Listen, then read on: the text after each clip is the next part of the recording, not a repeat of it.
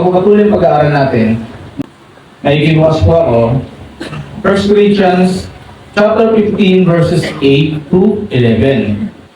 Pwede pong tayo lahat bilang pag-aaral po sa mabuting balita. Sa aking buhay, Nakita rin siya sa akin. Kahit na ako'y tulad ng isang batang pinanganak na wala sa karaton. Sapagkat ako ang pinakahamak sa mga apostol. Hindi na ako karapat-dapat tawagin isang apostol. Sapagkat inusin ko ang iglesia ng Diyos. Ngunit dahil sa kagandahang loob niya, ako'y naging isang apostol. At hindi man nawala ng kabuluhan ng kaloob na ito sa akin. Nagpadala ko ng higit kaysa kinunang sa kanila. Subalit hindi ito dahil sa sarili kong kakayahan, kundi dahil sa kagandahang loob ng Diyos na nasa akin. Kaya maging ako o sila, ito ang pinakamaral namin at ito ang pinaniwalaan ninyo. Tayo po'y manalangin.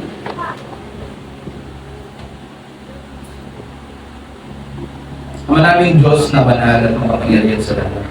Tunay nga o Diyos na makapangyarihan po ang salita. Panginoon, patuloy o God ng aking puso, aming puso ang siya sa atin o Diyos o natin. Sa iyo lang po kami umaasa ng karunungan.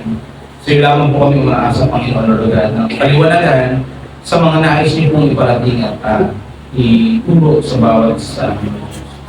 Ako po, bilang iyong amang lingkod o Diyos, gamitin niyo lamang po po bilang maupis mo, Panginoon, yung lingkod, Panginoon, na magayag ng iyong salita sa umaga nito, O Diyos. Itagin nga po ako sa iyong lingkodan, Panginoon. Lord, nag-aaral po ako ng iyong salita, O Diyos. Ngunit kung hindi niyo naman po ako sasamahan, Panginoon, gaya ng pagsama sa akin sa pag-aaral nito. Lord, bali wala lang po, Panginoon, na magsasama dito sa umaga nito. Kaya, ang bias para dyan, your presence, Panginoon, Lord God, yung maranasan ng Diyos, ng mga kapatid ko po na naririto, maging sa mga kapatid po namin online, yung kapamaraanan mo, Panginoon, Lord God, sa lahat, O Diyos, ng bagay. Manguna, O God, yung kalooban niyo po. Panginoon, grasya mo lang lahat. Wala kaming dapat ibang malaki, Panginoon. Dahil ng pagpapakumbaba na meron sa Pablo, Panginoon. Maunawaan namin yung awat habag mo, O Diyos. Wala kami may pagmamalaga sa iyo. Kahit grasya mo lang. Salamat, Panginoon, sa pag-ibig mo, Lord, sa buhay ng bawat isa. Hindi ka dapat, Panginoon. Pero ikaw po yung nag-loob ng mga pagkakataon nito. Na makakakilig kami, maunawaan namin, Panginoon, tuwagan na yung salita ko. Dalahin ko po, Panginoon, ikaw din po, O God, yung kumilos sa puso ng bawat sa mga kapatid. O yung may taas, ikaw yung mabigyan ng gloria sa lahat ng bagay ko, Diyos. Salamat po, take full control sa gawain niyo po, Panginoon. Maging sa mga nagtutulong po sa mga kapatid. Salamat po, ito ang aming dalangin sa pangalan ni Jesus. Amen. Amen. Amen. So, ito yung kasunod nung pinag-aralan natin last week. Nagpakita siya. Yung katotohanan ng mabuting balita na pinagbubulaanan ng karamihan ng iba. Alala niyo sinabi ni Tatay Salio? Yung fake news. Fake news. Gusto ko yung isang ano yan dun isang banat ni Tatay Salio. Kung sinasabing tulog yung mga kawal, ba't alam nila na itinakas? Parang oo nga naman. Ay, hindi. Sino dito mahimbing matulog? Maria. Ay, ibig sabihin, kahit ako tatawa lang ako, pero may sense, ano? Pero ang kaaway, kahit sa bagay niya, sa salita lang pwede gamitin niya, para i-twist yung tulog. Amen po? Pero ang katotohanan, ito, si Kristo ay muling nabuhay. Nagpakita nga siya Pedro, Pedro lang naman Hindi, nagpakita din siya sa labing dalawa. So, sa panahon ngayon, pag may isang witness, medyo ano pa ngayon sa korte, sa sistema natin, sa sa batas. Pero siguro pag mga 12 na witness, matibay-tibay na yan, ano po? Dalawa, tatlo na, matibay na, 12. Hindi, sinabi dito, at sa mahigit na 500, nagpakita rin siya. Amen po. Siguro naman dun sa mga bagay na yon, kaya pinagdidiinan ni Paul, dapat alisin nyo na sa konotasyon nyo, sa isipan ninyo, na hindi totoo yung sinasabi ko. Kasi totoo. Kasi hindi lang ako nagsabi niyan. Hindi lang ako yung nangaral ng mga mabuting balita. Hindi lang ako yung nagpalaganap ng good news na sinasabi ko sa inyo. Maging sila. Same lang kami ng mga layunin at hangarin. At yun talaga yung totoong nangyari. Kaya binanggit dito, sa kahuli-hulihay, nagpakita rin siya sa akin. After niya magpakita sa lahat ng mga apostol, noong time na to, buhay si Christ. Nakasama nila, naglingkod, nag-minister. Amen? Personal nilang na-witness, personal nilang narinig, nakita. Paging sila kasama pagdating sa mga paggawa ng mga himala at pag-ahayag ng mabuting balita. Kasama nila. At sa kahuli-huli ay nagpakita rin siya sa atin. Ang title po ng ating pag-uusapan, ating pag-aaralan sa umagang ito, Sa biyaya lamang. ano po? Pakikibasa po, 1, 2, 3, read. Aking sa biyaya lamang ng Diyos ang Amen, mga kapatid. Na isang bagay na ipinaalala sa akin ng Lord, ano man yung meron ako ngayon, kahit yung mga bagay na wala ako ngayon, laging pinapakita sa akin ng Lord, in any situations, in anything, grasya lang ng Lord lahat. Biyaya lang ng Lord lahat. Kahit yung pagtayo ko dito, grasya lang ng Panginoon lahat. Kung kakulangan at kakulangan ng pag-uusapan, alam na ng Diyos. Kung kalabisan at kalabisan ng pag-uusapan, pwedeng gawing reason ng Lord ba, hindi ko ito gawin. Pero, grasya niya lahat. Amen po? At dito po sa ating pag-uusapan, tanging sa biyaya lamang ng Diyos ang lahat. Meron po tayong 3 punto. Una, ang biyaya ng Diyos ang nagliligtas kahit nasa hindi karapat-dapat. Amen po? Pangalawa, ang biyaya ng Diyos ang nagbibigay ng lakas upang maglingkod. Amen po ba dito? Amen po. Pangatlo po, ang biyaya ng Diyos ang nagpapatatag sa pagkakaisa sa layunin ng Ebanghelyo. Sabi po sa verses 8 and 9, unang punto, ang biyaya ng Diyos ang nagliligtas kahit na sa hindi karapat-dapat. Sa kahuli-hulihay, nagpakita rin siya sa akin, kahit na ako'y tulad ng isang batang ipinanganak ng wala sa panahon. Verse 9, sapagkat ako ang pinakahamak sa mga apostol. Hindi nga ako karapat-dapat tawagin isang apostol, sapagkat inusig ko ang iglesia ng Diyos. Yan sabi ni Pablo. Unang punto, ang biyaya ng Diyos ang nagliligtas kahit na sa hindi karapat-dapat. Doon sa mga bagay na ginawa ni Pablo, nung siya'y Saulo pa, mga kapatid, kahit na sa buhay ng bawat isa sa atin, sino magsasabing karapat-dapat tayo?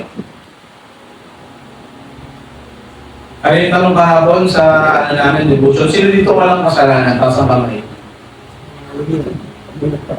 Kaya, kung tumaas ka ng kamay, kasalanan na dito.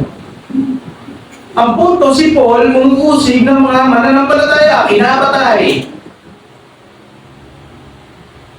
Against siya pagdating sa Kristyanismo. Against siya pagdating sa mananampalataya. Lahat ng sumusunod ni Kristo. Pero dahil sa biyaya ng Diyos, naligtas siya. At dahil sa biyaya ng Diyos, ganun din ang bawat isa sa atin naririto. Kaya tayo naligtas dahil sa grasya ng Panginoon. Amen? Amen po ba? Amen. It is not by our works. Hindi dahil ito sa mga bagay na ginagawa natin. Kaya nga wala tayong dapat ipagmalaki o pagmayabang. Wala talaga. Grasya lang ng Lord ang lahat. Amen. So makikita niyo po dito may highlights. Ipinanganak ng wala sa panahon. Pakiramdam ni Pablo, dahil nabanggit niya itong mga bagay na ito, nagpakita sa Diyos sa mga una. Ala Pedro, sa 12, sa mahigit 500. Yung mga yung nakasama ni Jesus personally. Kapag nung sinabi ko kanina, amen po, nasusubaybayan po natin. Yung mga apostol, ang topic namin ngayon sa Bible study sa Yulyo, sa Aklat ng Marcos, nandito na. Halos connected dito sa mga pagkakataong ito. Pero dito umiikot ano yung ginagawa ni Jesus and the apostles. That time nang sila nag-minister. Amen? Yung sinasabi ni Paul, ito mga to, yung mga binanggit ko, nakasama ni Jesus personally. Nakawakan nila personally, physically. Amen? Yung almost 500 na yun, na-witness nila si Jesus Christ, nakita nila na nabubuhay siya nag-minister. Kaya pakiramdam ni Paul, pakiramdam ni Pablo, ipinanganak nang wala sa panahon, yung pagkakataon na nangyari sa kanya. Amen po? Ano yun? Prematurely born fetus. Parang ganun yung dating sa kanya. Sa ibang version, born out of due time o untimely birth. Amen? Isang sanggol na ipinanganak sa parang hindi normal. O let's say abnormal. Yung dating sa kanya parang abnormal Yung dating kay Paul. Ito yung matinding paglalarawan niya ng kanyang spiritual na kalagayan. Sa Greek word po, mga kapatid, para lang din mas alam natin, tinignan ko po, ang Greek word po nung untimely birth ay ektroma. Meaning, abortion or miscarriage. Amen? Yun yung dating kay Paul.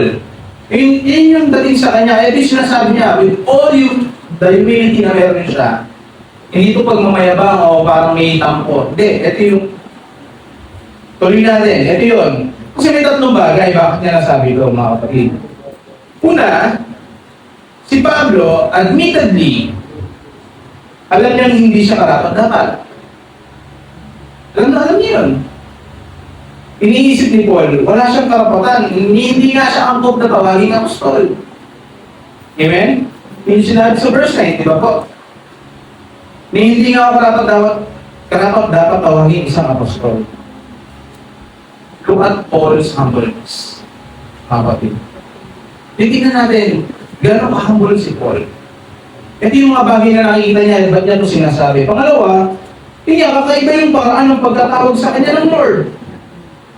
Kakaiba talaga, kasi yung 12, si Peter, nung nadaanan ni Jesus, tumama ka sa akin, Cephas, tumama ka sa akin, Andrew, sumama ka sa akin, Mateo, sumama ka sa akin, lahat, tax collector, mahinista, nadaanan sila ni Jesus, sumama ka sa akin, follow me. Gagawin kita mamamalakaya ng tao. Fisher of men. Dati kang fisherman, gagawin kita fisherman. Yung sinasabi ng Paul, ito yung sinasabi ni Paul. Kakaiba yung parang na pagkatawag niya sa akin. Paano? Di niya nakasama si Jesus personally nung nag-minister si Jesus dito sa mundo. Amen? Sa paanong paraan yung pagtawag sa kanya? Nangyari yung pagtawag sa kanya after nung resurrection ni Jesus. Amen po? Saan nangyari yun? Sa daan, tungo sa Damasco. Ba't siya pupunta Damasco? So, usipin niyo yung mga iglesia doon. Amen? Basahin natin. Acts chapter 9 verse 3 hanggang 6. So, sabi po dito, naglakbay si Saulo. Saulo pa pangalan niya that time. Papuntang Damasco. At nang siya'y malapit na sa lungsod, biglang kumislap sa paligid niya ang isang nakakasilaw na liwanag mula sa langit. Natumba siya sa lupa at narinig niya ang isang tinig na nagsasabi, Saulo, Saulo, bakit mo ako inuusig? Sino kayo, Panginoon? Tanong niya. Ako si Jesus, ang inyong inusig. Tugon ng tinig sa kanya. Tumayo ka at pumasok sa lungsod at doon sasabihin ko sa iyo kung ano ang dapat mong gawin. Ito yung pinag-usapan namin ni Pastor Nakaraan. Look at Paul's humbleness. Wala pa naman siyang matinding encounter kay Jesus Christ bukod dito sa bagay na to. Actually, napaka-tindi na nito. Pero yung iba, katulad nila Paul, ay nila Peter, ito yung sinasabi kakaiba. na nakasama niya naging minister. Pero dito, nung sinabi ni Jesus, tumayo ka at pumasok sa lungsod, at do'y sasabihin ko sa iyo, kung anong dapat mong gawin, eh kung sumuway si Paul, sigurado ko, hindi nakarating sa atin mabuting balita naman. Amen? Hindi nakarating sa atin sa pamamagitan niya. Marahil baka ibang gawin ng Lord. Pero dahil sumunod siya. Amen? Amen? Amen. Kaya pakiramdam niya, pinanganak siya sa ibang panahon, sa ibang kapangaranan.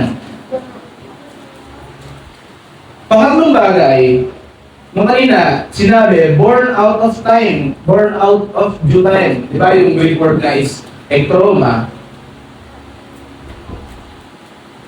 Makikita dito, sa pangatlong bagay, mapapansin natin mga kapatid, bigyan din natin dito, bigyan pansin natin, yung kapangyarihan ng biyaya ng Diyos.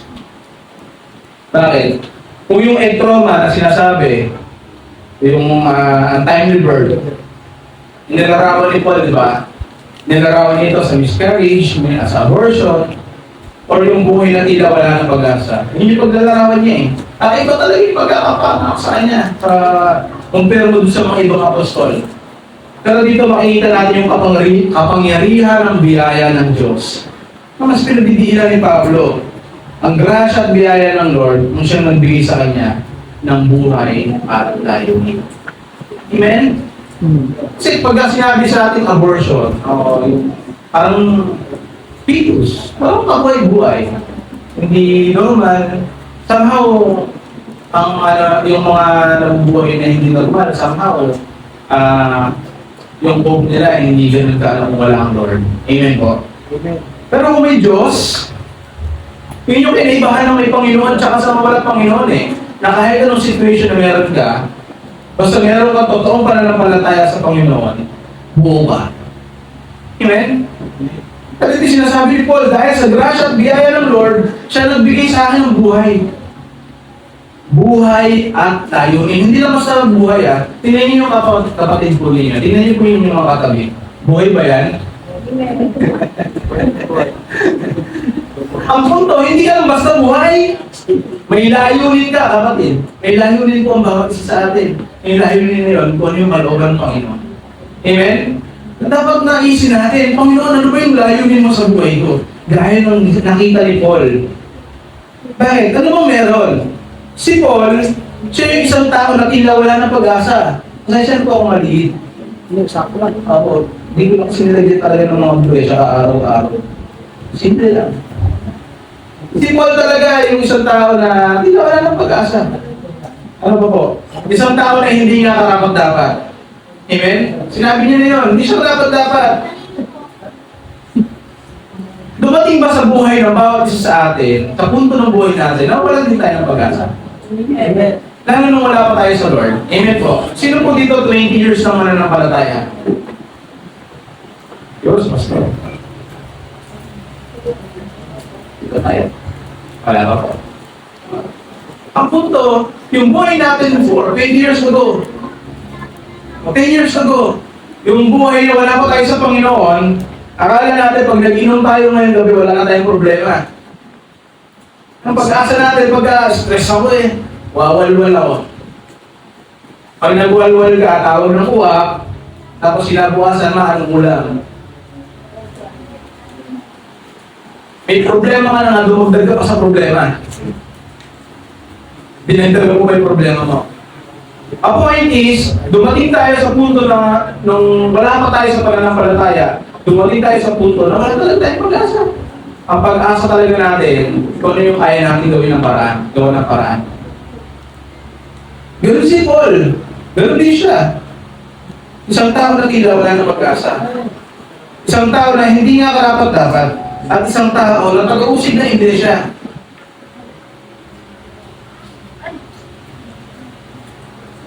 Umusig na po ba kayo sa isang iglesia? Ay gaya ng ginagawa ni Paul. Pinapatay. Pero alam niyo po ba, yung pagkakaya ng mga bagay tayo na dati ako sa biyaya ng Lord, gusto ko sabihin sa inyo. Church pa ito mga kapag, praise the Lord pa ito mga kapag. Alam niyo ba isang bagay ang mga usig niya? Ayaw ko na i-share. Pero napag-print na namin yan. Pero ako din gano'n. Nanay ko, anong oras na ako Tapos ako na bigla yung gano'n. Tapos, di ba? Ang punto, dito sa point, sa parte ni Paul, ito yung kalalagayan na meron siya. Amen? Kaya nakikita niyo yung grasya, sobrang kita-kita niyo yung grace ng Lord. But because of God's amazing grace, itong isang tao na tila wala ng pag-asa, binigyan ng bagong buhay. Amen? But because of God's amazing grace, itong isang tao na hindi karapat-dapat, ginawang apostol ni Kristo. Amen? Amen.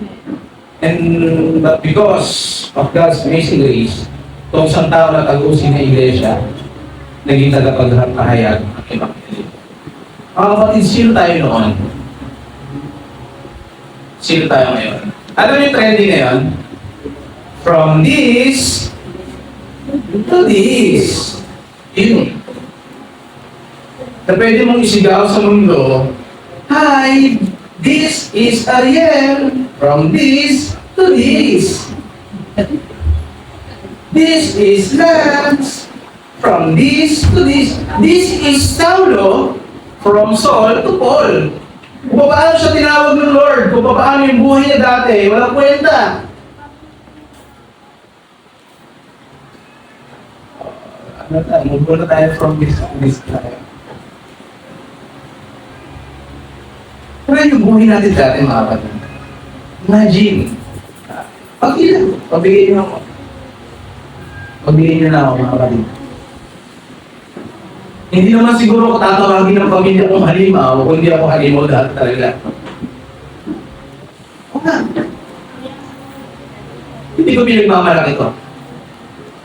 Nakakahiya na. Ano gusto kong sabihin sa inyo, mga kapatid? Sinusuka ako ng pamilya ng meron. Dahil sa kasamaan ng ugali na meron. Yung sinasabi ko kanina, anong ulam ako yun? Kaibahan lang, hindi mamatawag sa nanay ko May. Sabi sa anak mami ko, parang kang Bing. May ka ng May. Okay, sabi na. May mami din pala tawag. May anong ulam. Galit ako pag di ako binigyan ng pera. Kaya ang ginagawa ko, dumidiskarte ko ng sarili ko, nagtitinda ako ng masamang elemento. Okay ba lang kami ng quality ni Pastor Ariel? O kaya, goods yun Dumating ako sa punto na gano'n, wala akong lakas ng loob sa gano'n. Actually, ang kilala nga sa akin ng ibang tao, ang bait-bait mo na ng anak mo, sabi sa nanay ko, at sobrang galang ng anak mo. Sa isip-isip ko, alam nyo lang. Sabi siguro ng nanay ko, di ka sure. Sinusuka na namin yan. Kasi gano'n ako, gano'n ako talaga. Akala nila, hindi mo ako mapagkakamal ng gano'n. Hindi ako nagsasabi na, marami nagsasabi sa akin yan. Pero yun yung buhay na meron ako dati. Bila na gano'n. Walang kwenta. Walang pag-asa. Hindi nga karapat dapat. Tapos pag nakikita ko may mga nagdala-dala na lang, ganito mga sasalihan sa totoo lang po. Bastos na bastos talaga ako. Bastos na bastos ako. Lalo yung natatamaan yung ego ko. Bastos na bastos talaga ako. Ba't po ako makangaralan? Nanay ba kita? Gano'n ang mga bahanap ko sa mga yan But because of God's amazing grace, bilaya ng Lord, nabago yung buhay ng meron.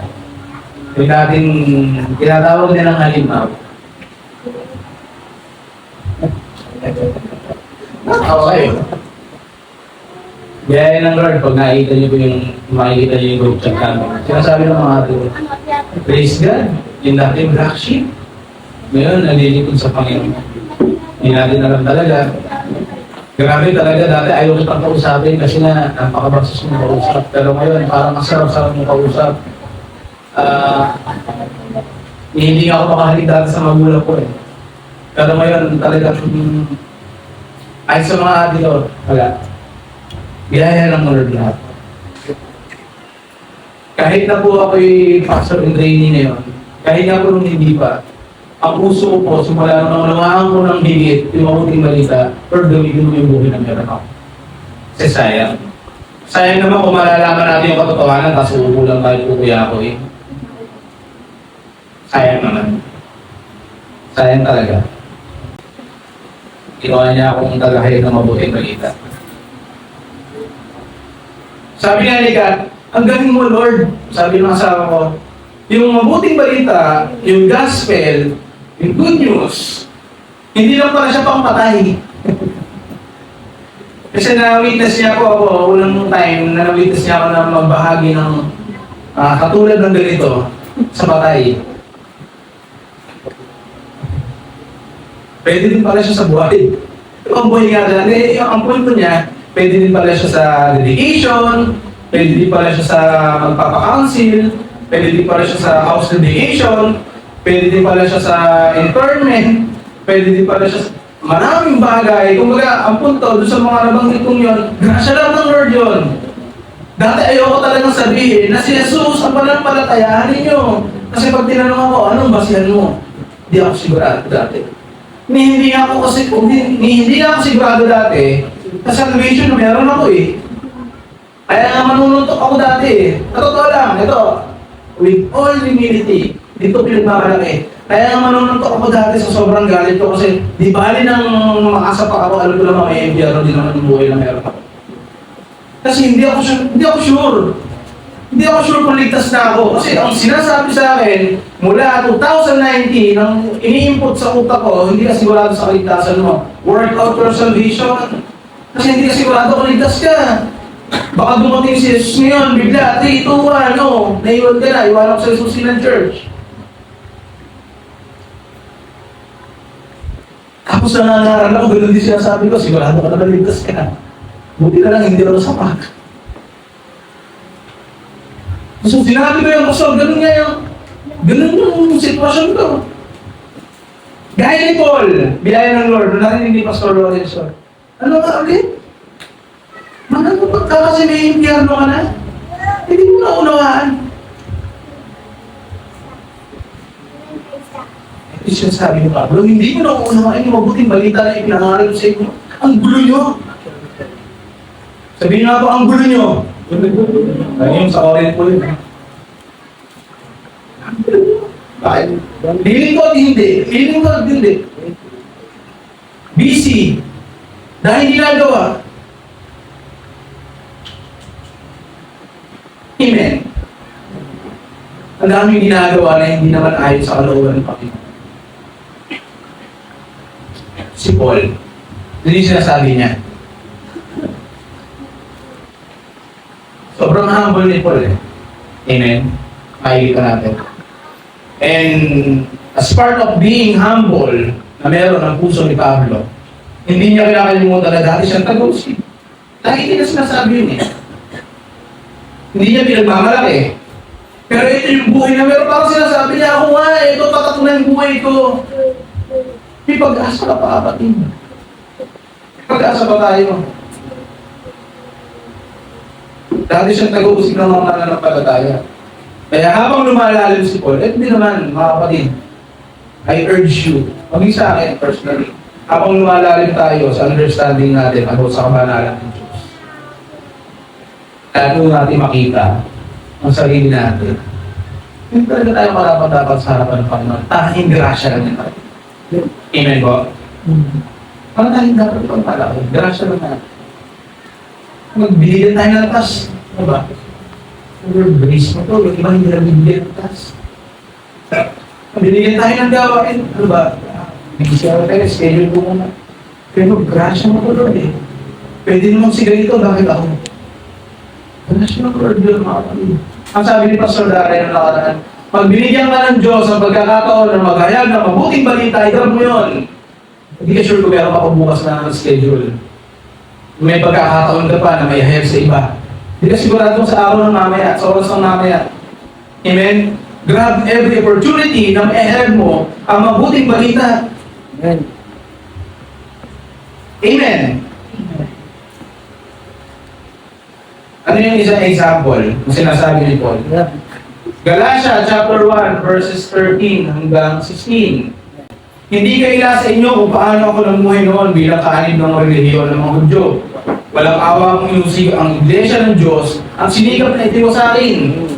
Sa relihiyon ng mga Hudyo, nahigdan ko ang maraming kasing edad ko at ako'y lubhang masugid sa kaugalian ng aming mga ninuno. Ngunit, dahil sa kagandahang loob ng Diyos, pinili niya ako bago pa ako ipanganak at tinawag upang maglingkod sa Kanya. Nang minabuti niyang ihayag sa akin ang kanyang anak. Ito niyo yung encounter nila sa Damasco. Ito yung sinasabi ni Paul. Upang maipangaral ko siya sa mga hentil. Natatanging layunin na ibinigay sa kanya ng Panginoon, natatanging gawain. Hindi ako sumangguni sa sinumang tao. Siya mismo yung nagsabi sa akin na dapat mong gawin. Siya mismo yung nagbigay sa akin ng task. At yung mga binigay niya sa akin, ito naman yung binahagi ko sa inyo. Na pinaniwalaan nyo naman, pinaniwalaan nyo naman.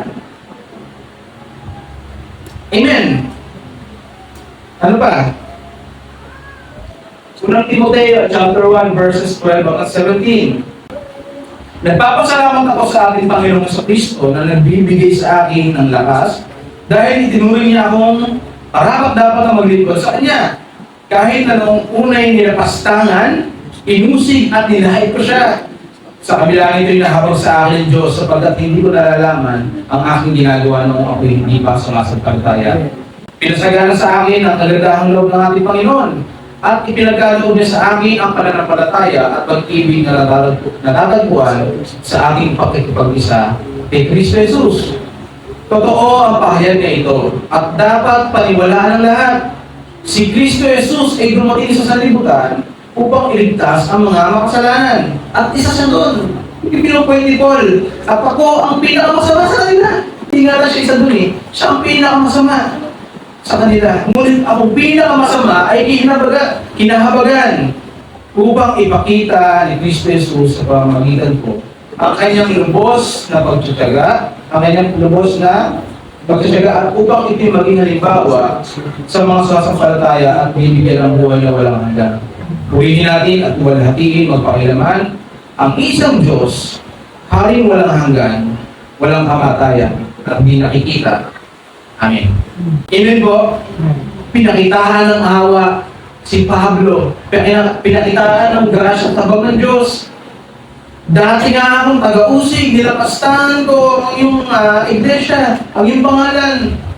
Ngunit ako na hindi karapat-dapat, na ako na makasalanan. Ako nga ang pinakamasama sa lahat, pinahabagan ako ng Panginoon. Amen po? Ito yung sinasabi ni Pablo sa mga taga-Corinto, sa Church of Corinth. Ano po? Ang sabi niya, Ephesians chapter 3, verse 8, siya ang pinakamababa sa lahat. Ako ang pinakahamak sa lahat ng mga pinili ng Diyos. Ngayon may minarapat niyang ipagkaloob sa akin ang natatanging kagandahang loob na ito, na ipangaral sa mga hentil ang magandang balita tungkol sa di masukat na kayamanan ni Kristo. Isa itong hamon sa bawat isa sa atin. Bagamat ito'y sinabi ni Paul sa Church sa Corinth, let us assess our hearts. Dito sa kagandahang loob ng Diyos na pinagkaloob sa atin, ano yung magiging response natin? Amen? Ano yung magiging response natin?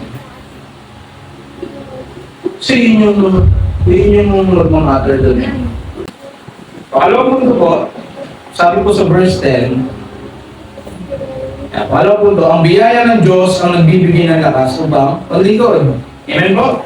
Verse 10, ngunit dahil sa kagandahang loob niya, ako ay naging isang apostol at hindi naman nawala ng kabuluhan ng kaloob niyang ito sa akin. Katunayan, nagpagal ako ng higit kaysa sinuman sa kanila. Subalit hindi ito dahil sa sarili kong kakayahan, kundi dahil sa kagandahang loob ng Diyos na nasa akin. Amen?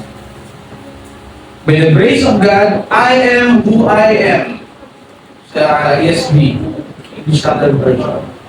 By the grace of God, I am who I am. Yan sabi ng Lord. Saya natin. But by the grace of God, bago tayo i-read. By the grace of God, I am what I am. It is the grace of God. contrary, harder was not the grace of God that is with you. Amen. Thank you po. Mapapansin natin 3 beses binanggit dito ni Paul yung grasya ng Lord. Amen po? But by the grace of God, I am what I am. And His grace toward me was not in vain. On the contrary, I worked harder than any of them, though it was not I, but the grace of God that is with me. Hindi naging tamad si Paul eh. Amen. Iba, ligtas na ako. Bahala kayo dyan. Basta ako, ligtas na. Nung naunawaan ng iba, hindi pala nakawala yung kaligtasan, mas manampalataya ako sa Lord. Ayos na, palataya ako sa Lord. Chill. Well, hindi mo talaga nauunawaan yung mabuting balita kung gano'n. Amen? Kasi si Paul, naunawaan niya. Hindi siya naging tamad. Hindi talaga. Hindi siya naging tamad ng totoong maunawaan niya yung grabing grasya ng Panginoon. At kung mapapansin natin, I work harder than any of them. Hindi rin siya nagyabang nung sabihin niya to. Hindi nga siya nagmamalaki nung sinabi niya to. I labored even more than any of them. Nilinaw niya, nilinaw agad ni Paul, mga kapatid, na yung kanyang mga paggawa, lahat ng to, grasya lang ng Lord. Bunga pa rin yun ng grasya at biyaya ng Diyos na patuloy na kumikilos sa Kanya. Amen po? Kaya kung sa isang ministry nag-excel ka, hindi ka magaling, magaling yung Lord. Yes, nagpurso ka na matuto, masanay, pero hindi niloloob ng Lord, hindi niloloob ng Lord. Pero dahil niloob ng Lord, nagumaling ka sa bagay niyon, niloob ng Lord na maging kagamit-gamit ka sa ministry na to, it is not all about you. It's all about by His grace. Yung love ng Lord. Kasi gagamitin ka ng Lord sa bagay niyo. Amen? Naunawaan ni Pablo na kaya na sinasabi ko mga bagay na to, ipatuloy na grasya at biyaya ng Diyos, yun ang kumikilos sa Kanya. Amen? Kung tutuusin, pwede namang hindi. Kasi magaling talaga siya. Kung babalikan natin yung sinabi ko sa kanina, sa unang punto, nahigitan nga niya yung mga mas nauna sa kanya eh. Magaling talaga siya. Remember, si Gamaliel, one of the great teacher ng mga Pariseo that time, yun ang teacher ni Paul, ni Saulo. Yun ang nagturo sa kanya. One of the observer of the law. Si Paul, ganun siya dati. Sobrang devoted niya, nahigitan pa nga niya yung mas mga nauna sa kanya. Pwede naman ganon. Pero hindi. Naunawaan niya, grasya ng Lord lahat. Kahit sa bagay na to, hindi siya yung magaling. Amen. Hindi siya yung magaling. Kundi yung patuloy na grasya na kumikilos ng Diyos sa kanya. Kaya sabi po sa Philippians chapter 2, verses 12 and 13, kaya nga, 1, 2, 3, read. Tulad ng inyong susunod at mabalik at lalo kayong maging masunurin ngayon ay nalalasin. Pagkakaroon ninyo ng ganap ang inyong kaligtasan na may ulit sa pagdala at pag-ibig sa Diyos. Sapagkat ang Diyos ang kumikilos sa inyo upang ang inyong naisip na sa gawa o ng kalooban. Ito pala yung work out your salvation. Amen. Hindi mo yung workout na mag-gym ka. Hindi mo yung kikilos ka sa mga Bible study kasi baka dumating ang Lord. Hindi ka nagawa. Hindi. Sapagkat ang Diyos ang kumikilos sa inyo upang inyong naisin at isagawa ang kanyang kalooban. Amen? Kaya nga gagawa kasi yun ang gusto ng Lord. Hindi lang check in the box. Sabi kasi ni Pastor, dito ako eh. At ito din sinasabi ni Paul, hindi siya magaling. Dahil yung patuloy na grasya at habang ng Panginoon na kumikilos sa atin, kaya ako nagagawa ang mga Panginoon. Amen? Kasi dati ang sinesyaran, yung mga Diyos lang. Pero yung natatanging layunin na binigay sa kanya ng Lord, maging sa mga hentil. Amen? Paging doon sa mga hindi bahay ng Diyos na ipahayag ang mabuting balita. Maging sa atin. Amen? Kung tutuusin, hindi nga tayo bahay ng Diyos. Tayo mga Hudyo. Amen? Tayo mga hintil. Pero dahil sa gandahang loob ng Panginoon na kumilos sa puso ni Paul at sa mga sumunod na henerasyon na naturuan niya, nakarating sa atin ang mabuting balita nito. Grasya naman. Wala talaga tayo ikot mga malaki mga kapatid. Isang katotohanan na dapat natin panghawakan. Ephesians chapter 2 verses 8 to 10, 1 to 3, read. Sapagkat tayo sa kagandahan ng Diyos, kayo ay naligtas sa pamamagitan ng pananampalataya. At ito'y kaloob ng Diyos at hindi mula sa inyong sarili. Hindi ito buwan ng minuto o kaya wala mo ay pagmamalaki ang sinuman. Kung tayo ay gawa ng Diyos, at sa may isang isa natin ni Kristo Jesus, ay hindi Para sa mabuting gawa na inihanda niya ng una pa man, upang ano daw po? gawin natin.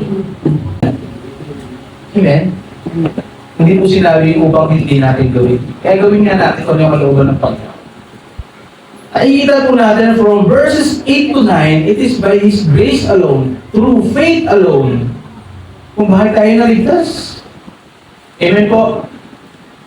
Nananampalataya kasi tayo, mga kapatid, yung pananampalataya, even yung faith na meron tayo sa Lord, galing yun.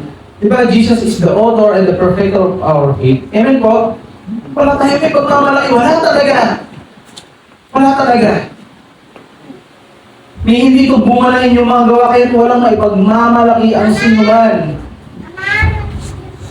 At ang katotohanan, kung ano tayo ngayon, ay gawa ng Diyos. Kaya ako nakakapagpatotoo, kaya kayo nakakapagpatotoo, kasi gawain ng Diyos. Kasi kung hindi kayo binago ng Lord, hindi kayo makakapagpatotoo, hindi tayo makakapagpatotoo. For sure, magyayabang lang tayo. Amen? At sa pag-ipag-isa natin kay Jesus, kay Kristo, ay nilikha niya tayo para sa mabubuting gawa. Mga kapatid, tingnan niyo kung gaano kagaling gumawa ng blueprint ang ating Panginoon. Hindi ka lang niya basta pinili. Hindi ka lang niya basta niligtas. Inihanda niya nung una pa man upang gawin natin yung mga bagay na ito. Yung mga mabubuting gawa. Kaya nga, di ba, sa mga anak natin, pag kami ginagawa silang kakaiba, hindi naman natin tinuro sa kanila. Somehow nakakainis at masakit. Amen po? Eh, what more pa kaya yung kalooban ng Panginoon pag nakikita tayong gumagawa na hindi naman niya kalooban? Amen po?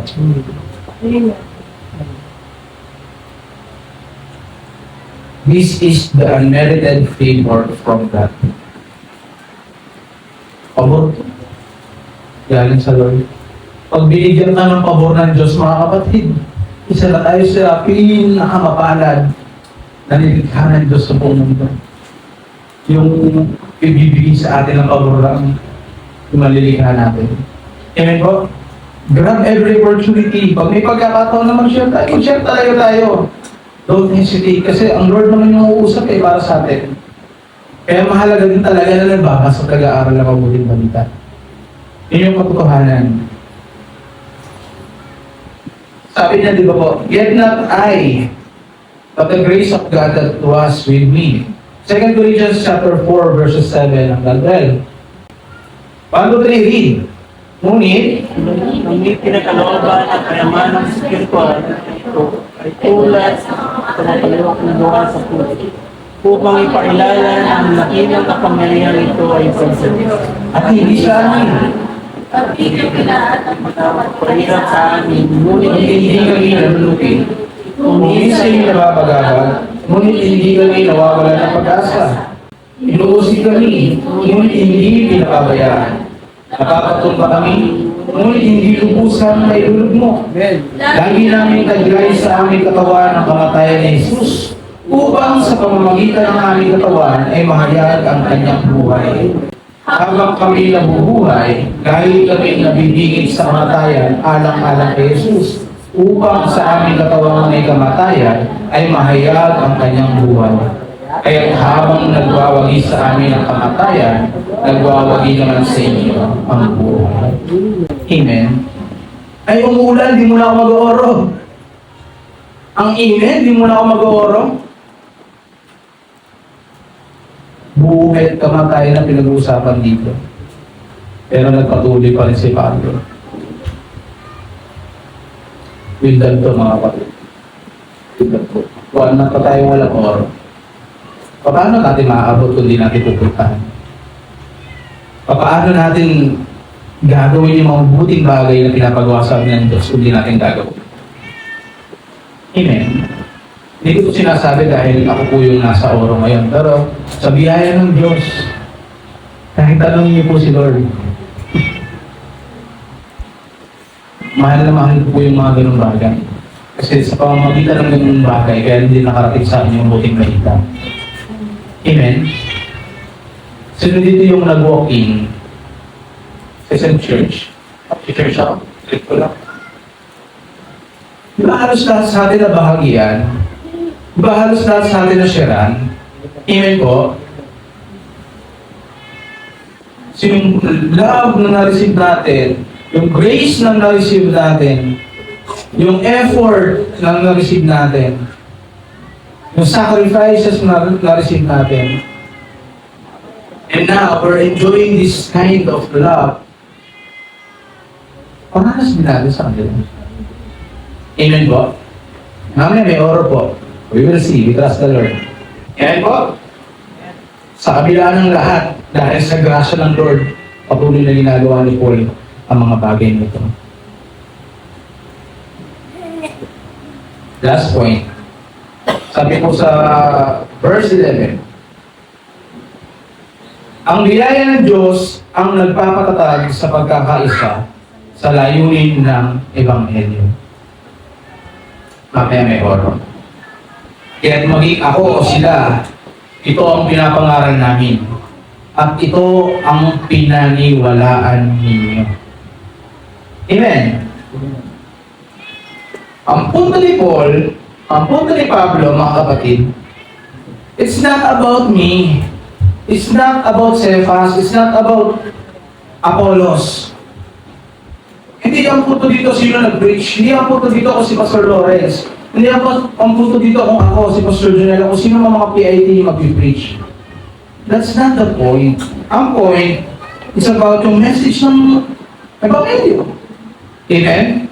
Kaya nga sinabi niya sa 1 Corinthians chapter 3 verses 5 hanggang 7 eh. Sino ba si Apollos at sino si Pablo? Kami mga lingkod lamang ng Diyos na kinasangkapan niya upang akahin kayo sa pananampalataya kay Kristo. Ginawa lamang ng bawat isa sa amin ang tungkuling ibigay ng Panginoon. Ako ang nagtanim, si Apollos ang nagdilig, subalit ang Diyos ang nagpatubo at nagpalago. Hindi ang nagtatanim o nagdidilig ang mahalaga, kundi ang Diyos, sapagkat siya ang nagpapatubo at nagpapalago. Amen? And this is what we preach. Ito yung pinreach namin sa inyo. Amen? Ano yung core message yung pinreach sa kanila? Is that. Amen? Amen? Ito yung paulit-ulit na sinabi ng ating kapatid na si Pablo. Yung kamamatayan ni Kristo. Bakit yung iba hirap na hirap ipaliwanag ang patungkol sa bagay na ito? Kahit ako dati. Na dapat ang unawaan natin, bakit ba nangyari ito kay Jesus? His burial, ano nangyari doon? Nilipin si Jesus. Yung katotohanan, kasi sinasabi nila, kinuha daw, hindi. Kasi, nag-resurrection. Amen? Ito yung core message na ipinapangaral nila Paul at ng iba pang mga apostol. Yung Ebanghelyo ni Jesucristo. Amen po? And this is what we believe. Yung sinasabi ni Paul, ito yung pinarish namin at ito yung pinaniwalaan ninyo. Ba't ang gugulo nyo? Amen. pinapaalala lang ni Paul. Pinapaalala lang ni Pablo. Kaya nga yung topic ng Tatay Sario nung last Sunday, di ba? Sabi sa 1 Corinthians chapter 15 verses 3 to 4. Sapagkat ibinigay ko sa inyo bilang pinakamahalaga sa lahat ng ang tinanggap ko rin. Yung bagay na binibigay niya, tinanggap niya rin na si Kristo yung namatay dahil sa ating mga kasalanan. Tulad ng sinasabi sa kasulatan, inilibing siya at muling nabuhay sa ikatlong araw. Tulad din ng sinasabi sa kasulatan. Address ni Paul sa church sa Corinth, he is emphasizing the consistency ng gospel, ng message ng gospel na pinipreach nila, niya at ng iba pang mga apostol. Na-emphasize ni Paul ito sa church sa Corinth, mga kapatid. And this is the strong foundation for unity within the church. Dapat iisa tayo ng pinapahayag. Baka meron ditong hindi naniniwala na nag-resurrect si Jesus. Baka meron ditong hindi naniniwala kay Christ. Dapat nagkakaisa tayo pagdating sa ganung bagay. This is the strong foundation, mga kapatid. Pagkakaisa natin dito sa church. Na pag lumabas tayo, pag humayo tayo, hindi tayo magkaiba ng truck sa dala. Hindi tayo magkaiba ng ebanghelyong pinapahayag. Mamaya, pagpunta ko dun sa isa, ay, may nanggaling na po dito eh. Sabi, sige po, pero hindi ganyan yung binigay sa akin. Sabi, ano daw ako? Yayaman. Pag sumama sa inyo. Sige, yan, ikatid dito sa church. Power. Baka hindi po kami yun. Hindi, katulad mo din so. Ako pa rin nagbigay na. Kuya ka rin din. Dapat iisa yung mabuting balita na dala natin. Amen? Amen po? Amen. Iisa po ba? Dapat. Kasi sabi nga dito, subalit kami o isang anghel mula sa langit ang mangaral sa inyo na magandang balita na iba sa ipinangaral namin sa inyo. Parusahan nawa siya ng Diyos. Sabi ni Paul. Sinabi na namin ito sa inyo at inuulit ko ngayon. Parusahan nawa ng Diyos ang sino mang mangaral sa inyo ng magandang balita na naiiba kaysa tinanggap na ninyo. Iisa ang aming pinangaral at wala namang ibang mabuting balita. Amen? Kaya yung biyaya ng Lord, yung grasya ng Lord, yun ang nagpapatatag sa pagkakaisa sa layunin ng Ebanghelyo. Amen po? Amen. Amen. This is the unity of the apostolic teaching. Kaya dapat nagkakaisa din yung bawat isa sa atin. And to conclude, tayong sa biyaya lamang ng Diyos ang lahat. Amen po ba?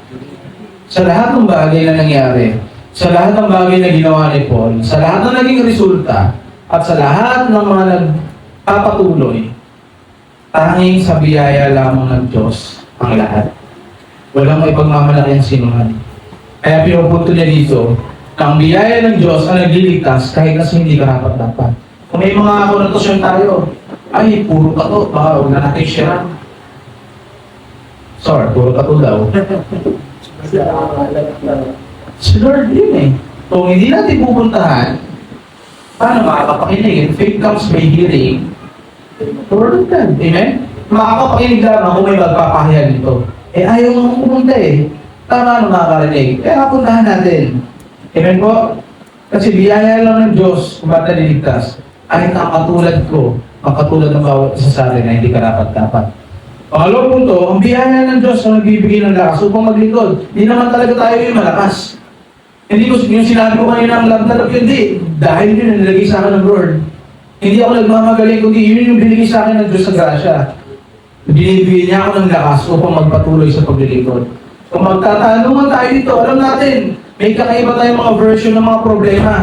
May kanya-kanya tayong view pagdating sa mga sitwasyon na pinagdadaanan natin. Pero dahil sa biyaya ng Diyos, siya yung nagbibigay sa atin ng lakas ng loob para magpatuloy na pumunta dito at maglingkod. Amen po? Ganun din yung sinasabi ni Paul. Ganun yung pinapaalala ni Pablo sa church sa Corinth. Pangatlo, tanging sa biyaya lang ng Diyos ang lahat. Kaya ang biyaya ng Diyos ang nagpapatatag sa pagkakaisa sa layunin ng Ebanghelyo. Mga kapatid, gusto ba natin tumatag yung gospel na pinangapakan natin? Let us ask God, Lord, yung grace mo, masalo mo ipakita sa akin. Yung will mo, yung kalooban mo, Lord. Valid naman talaga yung mga reason natin eh.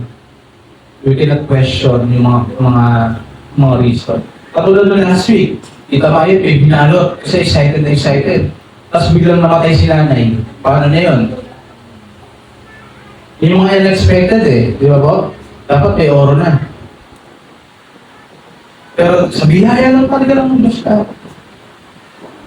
Alam niyo po ba, nang tayo na ng ospital yung sinanay, all things work together for good. Meron ako isang tao na matagal ko nakasama. Boss ko dati, hindi kami naging okay. Almost a year na hindi kami naging okay. That moment na nakasalubong ko siya, sama ko sa Pastor Ariel, hindi ko na pinalampas siya. Nilapitan ko talaga, akala ni Pastor Ariel, babagayin ko. Kasi naglalakad siya. Share ko lang. Nagkapatawaran. Nagkaayos. Sabi ko kay Pastor Ariel, para kung nagbunutan natin eh. Hindi lang kasi talaga dito yung pagpaparanas sa pagmamahal. Hindi lang dito. Sa lahat ng mga nasa paligid natin. Kasi maging tayo, hindi naman tayo kamahal-mahal. Amen? Amen po? Tanging sa biyaya lang ng Diyos ang mahal. So, tatlong punto na ito, mga kapatid, at kung tayo din lang pinag-aaral natin, iwan ko po sa inyo. Kayo pong bahala na mag-assess sa puso. Sabi ko we cannot question ano man yung mga reasons. At andyan lang yung mga anihin. Andyan lang sa paligid. But po din talaga yung mag-aaral. So, ask the Lord. And we're praying. We're praying. Katulad ng puso ng meron si Paul na pagpapakumbaba ni Pablo. Ano man yung mga naging achievement at mga gagawa natin, it is by His grace alone. Amen po. Grasya ng lahat ng Panginoon. Sa Kanya lahat ang glory ng bagay nito. Amen po? Amen. Kaya sa biyaya ng Lord, mga kapatid, sa umaga pong ito po ang Kanyang mabuting balita.